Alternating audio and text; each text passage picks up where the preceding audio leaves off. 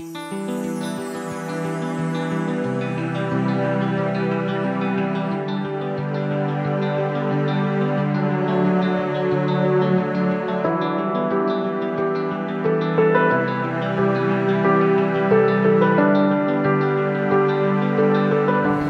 à tous et très bienvenue à Chantilly avec derrière moi ce magnifique château du Prince de Condé. Et comme vous le savez, il y a tous les ans deux grandes fêtes des plantes ici dans les magnifiques pelouses. Il y a aussi des pépiniéristes tout à fait passionnants. Et je vous propose de rencontrer tout de suite Daniel Flamand qui est un spécialiste des agrumes. Je sais que vous adorez ça. Et on va vous présenter quelques variétés et quelques espèces tout à fait passionnantes. Et je vous donne rendez-vous tout de suite, vous allez voir sa collection, c'est une merveille. Bonjour Daniel. Bonjour Patrick. Où se situe votre pépinière? Nous sommes en Charente-Maritime, à côté de Saintes. L'ensoleillement de la Charente-Maritime équivaut à l'ensoleillement de la Côte d'Azur. Ils sont en serre plastique, ouverte parce qu'il n'y a pas de porte. Alors tant que le froid ne leur tombe pas dessus, ça suffit. Tous les agrumes sont greffés. Il faut savoir que quand vous semez un pépin, il faudra à peu près attendre une vingtaine d'années avant d'avoir les premiers fruits et on n'est pas sûr que ça soit le bon. Oui, parce qu'on aura certainement un hybride qui sera fait par les insectes. Voilà, on a deux porte-greffes, du citron C35 et du Poncirus. Le Poncirus, on va greffer que deux citronniers dessus, le citron Yuzu et la mandarine Centumat. Car la mandarine Centumat tient à -12 et le citron Yuzu tient à -14. Et ça, le Poncirus, lui, il est vraiment le plus rustique. Lui, c'est du -20. Mais le porte-greffe, lui, il ne va pas apporter la rusticité à la variété. Non, pas du tout. Daniel, nous sommes à côté de mandarinier. Lui-là, ça tient entre à peu près -7, -8, mais il ne faudrait pas que ça dure dans le temps. Comme tous les agrumes, du moment que vous y mettez de l'eau et de l'engrais, ça pousse tout seul. Ça pousse comme ça très rapidement quand vous avez bien nourri. Voilà. Et vous dites qu'il faut le tailler tout le temps. Alors, pour éviter que ça monte en hauteur, ce qu'il faut faire, vous épointez les têtes. Ah, d'accord, voilà. Comme ça. Ce qui va permettre à la tige d'arrêter de pousser, mais par contre ça va le faire développer en largeur. Ici je peux le faire voilà. Très rapidement. C'est vrai que c'est très tendre. Hein. Vous avez le citron caviar, c'est une plante terrible, Microcitrus australasica. Ouais. C'est pratiquement que des épines. Alors des toutes petites épines, il faut mettre des gants pour aller chercher les caviars dedans. Soit vous passez votre main dedans comme ça, et les caviars tombent dans votre main et là ils sont mûrs. Ou alors le plus simple c'est que vous attendez qu'ils tombent par terre et vous les ramassez. Nous sommes au mois de septembre. À quel moment ils seront mûrs? À partir du mois d'octobre. Ils ne vont pas tous mûrir en même temps. Ça, c'est quand même pas mal. Est-ce qu'ils vont changer de couleur? Parce qu'on en voit parfois qui ont des couleurs différentes. Alors, les caviars, oui, vous avez ça à l'intérieur, c'est du rose. Vous voyez que la peau est légèrement verdâtre un peu.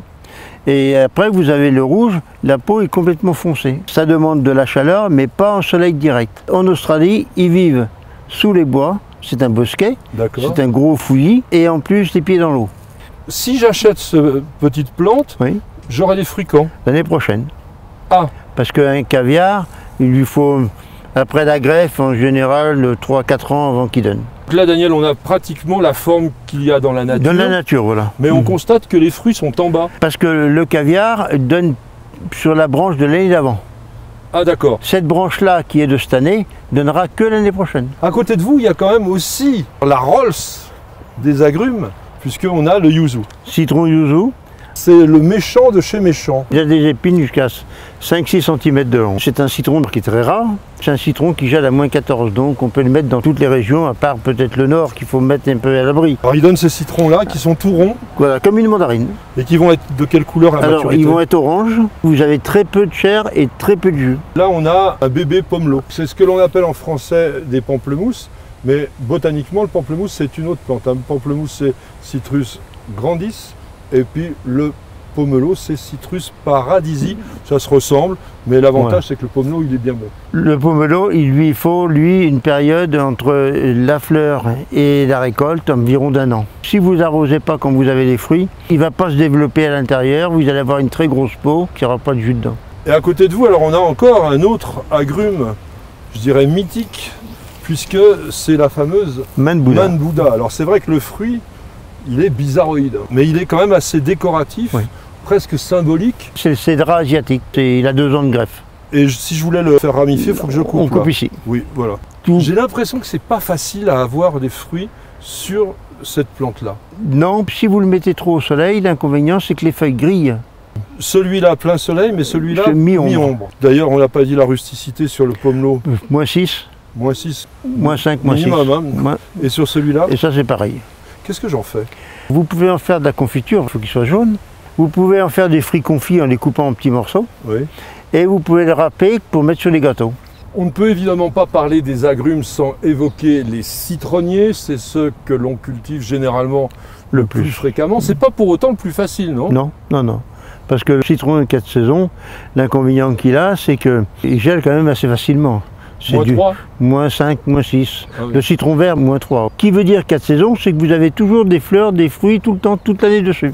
Et on peut avoir même à la fois des fleurs et des fruits. La preuve, sur celui-là, vous l'avez. On ne l'a pas évoqué non plus, mais l'autre intérêt des agrumes, c'est quand même le délicieux parfum de la floraison. C'est extraordinairement agréable, c'est sensuel, Oui. c'est suave, c'est formidable. Alors, ici, on a un jeune citronnier, et quand j'essaye de le porter, là, il est vraiment très très lourd. Vous le cultivez dans le béton? Dans de la terre végétale, car ça garde beaucoup plus vite l'humidité. De la terre du jardin avec un peu de terreau. Qu'est-ce que j'en fais l'hiver? Vous pouvez éventuellement le rentrer soit dans une serre froide, une serre plastique, un garage du moment qu'il y a une fenêtre. Surtout pas dans les maisons, parce que là, vous allez y faire un choc thermique. Il va perdre toutes ses feuilles. L'hiver, on les arrose au moins 2 à 3 fois par semaine. Ah. Et on leur met de l'engrais tout le temps, même l'hiver. Et au mois de novembre, on met du fumier dessus. En granulé ou organique par-dessus. En surface, on a un jaunissement qui pourrait s'apparenter à une chlorose, puisqu'en fait, on a encore les nervures qui sont vertes. C'est dû à quoi? Manque d'engrais. La plante a faim. Il va lui falloir un petit mois pour que la feuille reverdisse. S'ils ont beaucoup de fruits et que vous ne lui donnez pas ni d'eau ni d'engrais, il va perdre toutes ses fleurs. Ensuite, il va perdre tous ses petits citrons. Et ensuite, il va perdre toutes ses feuilles. Il restera que les branches et les citrons. Quand on dit arroser, est-ce qu'il y a une fréquence que l'on peut conseiller? Moi, tous les agrumes, je les arrose tous les jours. Tous les jours? Oui.